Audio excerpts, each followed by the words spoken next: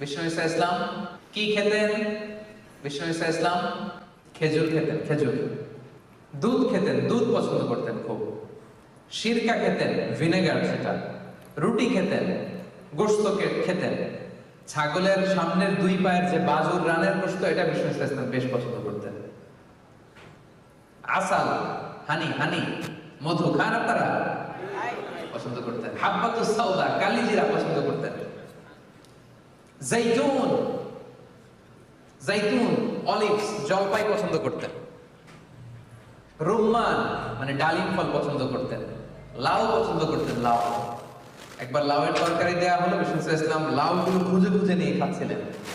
হাদিসে এসেছে, সুবহানাল্লাহ পড়ে। কিশমিশ খেতেন, মাশরুম খেতেন। আপনারা এখন রেস্টুরেন্টে মাশরুমের স্যুপ খান না? এটা স্বাস্থ্যকর। রাসূল সাল্লাল্লাহু আলাইহি ওয়াসাল্লাম বলতেন, আল কামআতু মিনাল